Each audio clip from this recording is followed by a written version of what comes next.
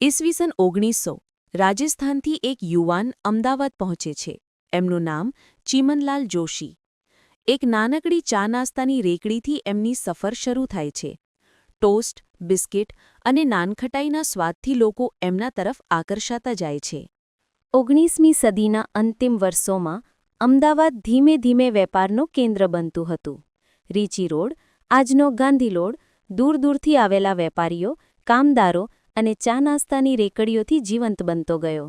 ચીમનલાલની કલ્પનામાંથી એક નવી પરંપરા જન્મે છે: ફાફડા અને જલેબીનું પ્રસિદ્ધ જોડાણ.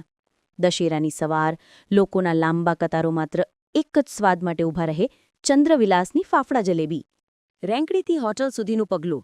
ચીમનલાલ જોશી નજીકની એક દુકાન ભાડે લઈને અમદાવાદની સૌથી પ્રથમ રેસ્ટોરન્ટની સ્થાપના કરે છે: ચંદ્રવિલાસ. લાકડાની ખુરશીઓ, બ્રિટિશ પંખા અને ઘર જેવી ગરમાહટ. અહીં જન્મ્યું હતું ગુજરાતનું પહેલું ગુજરાતી થાળી. દાળ કઢી, શાક, ભાત, ખમણ, કાંડવી, દહીંવડા અને મીઠાઈ. આ બધું માત્ર ₹1. ચંદ્રવિલાસને ઘરેથી પણ વધારે ઘર બનાવી દીધું. સમય સાથે ચંદ્રવિલાસ અમદાવાદનું ગૌરવ બન્યું.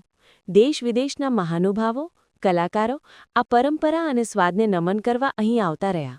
એક સદીથી પણ લાંબી આ વારસાની સફર આજે પણ એ જ સ્વાદ, એ જ ઉષ્મા, એ જ સંસ્કૃતિ સાથે જીવંત છે. ચંદ્રવિલાસ, સાદગીનો સ્વાદ, પરંપરાનો ગૌરવ અને અમદાવાદની ઓળખ.